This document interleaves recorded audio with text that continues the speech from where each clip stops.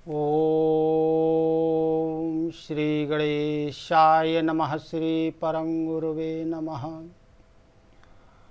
रामाय रामभद्राय रामचंद्राय वेधसे रघुनाथाय नाथाय सीताया पते नमः। प्रिय स्नेही जन, सुहृद जन, संबंधी जन, भगवत कथा रस के रसिक जन सभी को मेरा सादर प्रणाम। जनकपुर में बारात पहुंच चुकी है। बारात का स्वागत हुआ, जनवासा दिया गया। जनवासे में जब विश्वामित्र जी ने जाना कि राम और लक्ष्मण अपने पिता से मिलना चाहते हैं और कह नहीं रहे, तब वो राम लक्ष्मण को साथ में लेकर के राजा दशरथ जी के पास जनवासे में पहुंचते। राजा दशरथ जी ने विश्वामित्र जी को प्रणाम किया, बार बार उनके चरणों की धूल को अपने सिर पर रखा। विश्वामित्र जी ने राजा दशरथ जी को हृदय से लगा लिया और आशीर्वाद देकर के कुशल प्रश्न पूछे। इधर श्री राम और लक्ष्मण जी ने पुनि दंडवत करत दो भाई, देखी नृपत और सुख न समाई। दोनों भाइयों को जब उन्होंने दंडवत प्रणाम करते हुए राजा दशरथ ने देखा तो वे अत्यधिक सुखी हुए और प्रेम उनके हृदय में समा नहीं रहा है। उन्होंने दोनों पुत्रों को हृदय से लगा लिया और ऐसा लगा जैसे मृत शरीर में प्राण आ गए हों। फिर राम लक्ष्मण जी ने वशिष्ठ जी को दंडवत प्रणाम किया। बारातियों में जो ब्राह्मण लोग थे उनको प्रणाम किया और सारे बारातियों से प्रेम के सहित मिले। भरत जी से भेंट की, शत्रुघ्न जी से भेंट की। सुतनु समेत दशरथ ही देखी, मुदित नगर नर नारी विशेखी। जब नगर के स्त्री पुरुषों ने राजा दशरथ जी को पुत्रों को इस सत देखा तब वो बड़े प्रसन्न हुए। फिर जो अगवानी करने के लिए सब लोग वहाँ गए हुए थे, सतानंद आदि अन्य ब्राह्मण मंत्रीगण, मागध सूद विद्वत जन सब वापस आ जाते हैं। वापस नगर में आए। बारात लग्न के दिन से पूर्व आ चुकी थी, अतः नगरवासियों को अत्यधिक प्रसन्नता थी कि अब बारात अधिक दिन रुकेगी। जनक को सुक्रतो रति वैदेही, दशरथ सुक्रतो राम धर देही। जनक जी के पुण्यों के रूप में श्री जानकी जी हैं, उधर दशरथ जी के पुण्यों के रूप में श्री रामचंद्र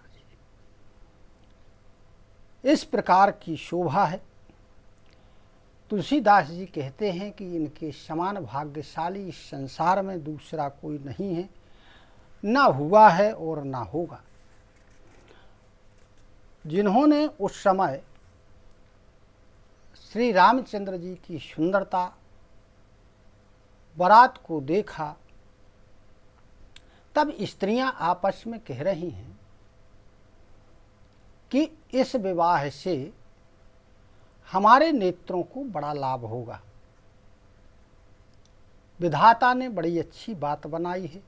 जो हम लोगों ने इन दोनों भाइयों को देखा, विविध भांति हो यही पहुनाई, प्रिय न काही यश सासुर माई। वे सोच रही हैं कि जब इनका विवाह यहाँ हो जाएगा तब ये बार बार जनकपुर में आएंगे, कहीं लेने के लिए आएंगे, कहीं किसी अन्य कार्य से आएंगे तो हम लोगों को बार बार इनके दर्शनों का लाभ प्राप्त होगा, क्योंकि राजा जनक जी और सुनैना जी जैसे सास ससुर हैं। अतः ये अवश्य आएंगे और हम इनके दर्शन करके अपने नेत्रों को सफल करेंगे। तब एक स्त्री उनमें से कहती है, कहा एक में आजु निहारे, जनु बिरंचो निजो हाथों संहारे। तब एक स्त्री उनमें से कहती है कि मैंने आज ही उनको देखा है, लगता है जैसे ब्रह्मा जी ने अपने हाथ से इनको संभाल करके बनाया है। भरत जी बिल्कुल श्री रामचंद्र जी की जैसी छवि है और शत्रुघ्न जैसी जी की श्री लक्ष्मण जी जैसी छवि है। अतः जी दोनों एक ही रूप के हैं, उधर भरत जी और श्री रामचंद्र जी, इधर लक्ष्मण जी और शत्रुघ्न जी। मन भावहि मुखो बरनी न जाहि, उपमा कहूँ त्रिभुवन को नाही। वो कहती हैं मन को इतने अच्छे लगते हैं कि इनका वर्णन नहीं किया जा सकता। सारे संसार में इनकी उपमा देने लायक कहीं कोई है ही नहीं है, ऐसा गोस्वामी तुलसीदास जी कहते हैं। इस प्रकार आँखों में प्रेम के आंसू लिए सभी स्त्रियां आपस में बातचीत कर रही हैं और अपने पुण्यों को स्मरण करती हैं कि हमारे पुण्यों के कारण ही ऐसा हुआ है, और बार बार आनंद के उमंग में भर जाती हैं। जे नृपोषिये स्वयं बरवाए, देखे बंधु सब तिन्हें सुख पाए। जो स्वयंवर में राजा वहाँ पधारे हुए थे, जो बच गए थे भागने से, जो भागे नहीं थे, भगवान के भक्त थे, उन्होंने भगवान का दर्शन किया और सुख को प्राप्त किया।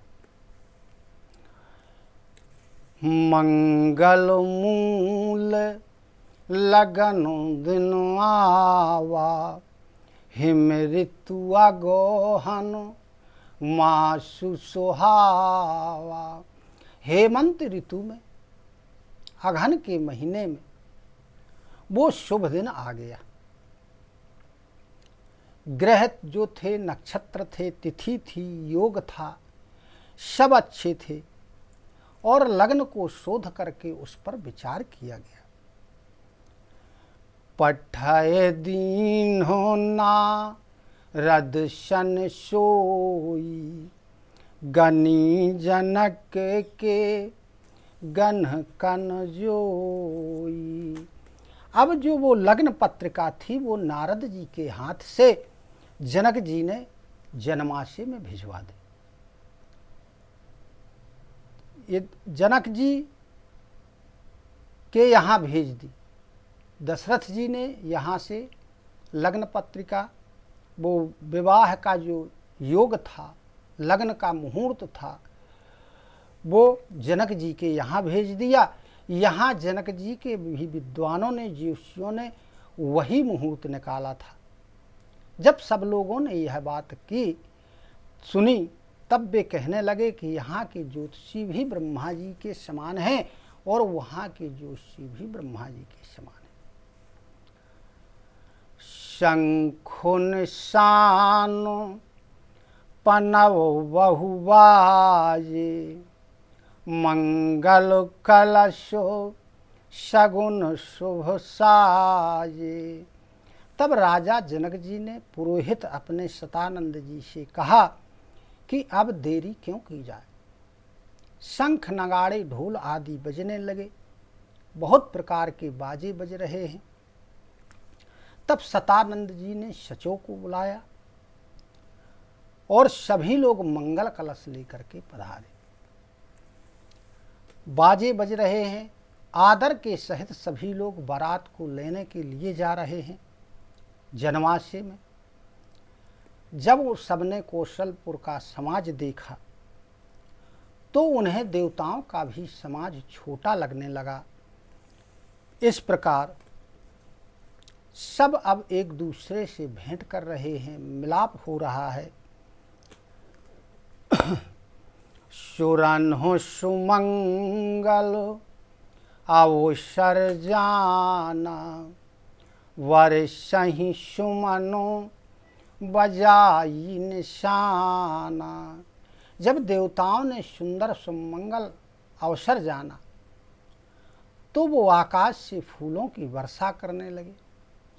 शिव ब्रह्मा आदि समूह के समूह विमानों पर चढ़े हुए वह दृश्य देख रहे हैं, प्रेम से पुलकित हो रहे हैं और श्री रामचंद्र जी का विवाह देखने के लिए एकत्रित हुए। अब जनकपुर को देखकर देवता लोग अनुरक्त हो गए, उन्हें अपना लोक भी छोटा लगने लगा। ऐसा विचित्र मंडप बना हुआ है जिसकी रचना अलौकिक है, वर्णन नहीं की जा सकती है। नगर के स्त्री पुरुष भी सुंदर रूप धारण किए हुए हैं, बहुत सुंदर हैं। ते नहीं देखो सब सुर नर नारी, भये नखत जनु विधि उजियारी। उनको देख करके सभी देवता और देवांगनाएं उन नगर के स्त्री पुरुषों को देखकर और उन्हें ऐसा लगा जैसे चंद्रमा के उजियाले में तारागण फीके पड़ गए। ब्रह्मा जी को विशेष आश्चर्य हुआ। ब्रह्मा जी सोच रहे हैं कि इसमें मेरी कोई रचना तो है ही नहीं। जिन्ह करो नाम लेत जग माही, सकलो अमंगल मूल नसाही। इस संसार में जिनका नाम लेने मात्र से सारे अमंगल नष्ट हो जाते हैं और चारों पदार्थ अर्थ धर्म और काम मोक्ष जिसको प्राप्त हो जाते हैं, ऐसे भगवान श्री रामचंद्र जी हैं। यही विधि शंभु सुरन समुझावा, पुनियांगे वर वसहे चलावा। इस प्रकार से श्री शिव जी ने सभी देवताओं को समझाया और फिर अपने श्रेष्ठ बैल नंदी को आगे बढ़ाया। आगे बढ़ चले। देवन देखे दशरथ जाता, महामोद मन पुलकित गाता। देवताओं ने जब दशरथ जी को जाते हुए जनकपुर की तरफ देखा तो बड़े प्रसन्न हो गए, उनके शरीर पुलकित हो गए। राजा दशरथ जी के साथ साधुओं का समाज है, ब्राह्मण लोग हैं। ऐसा लगता है कि जैसे ब्राह्मणों की मंडली ऐसे शोभा दे रही है मानो समस्त सुख शरीर धारण किए हुए हों और राजा दशरथ जी की सेवा कर रहे। पुनि राम ही बिलोक ही हरो से, नृपहि सराही सुमन तेहि बरसे। फिर श्री रामचंद्र जी का दर्शन करके सभी देवता लोग हृदय में बड़े प्रसन्न हो गए और राजा दशरथ जी की सराहना करते हुए उन्होंने आकाश से फूलों की वर्षा की। इस प्रकार बारात जनकपुर के लिए जा रही है। इसके आगे की कथा हम आप आगे सुनेंगे। इसी के साथ सभी को सादर नमन, सादर प्रणाम। जय श्री राम, जय श्री कृष्ण, धन्यवाद।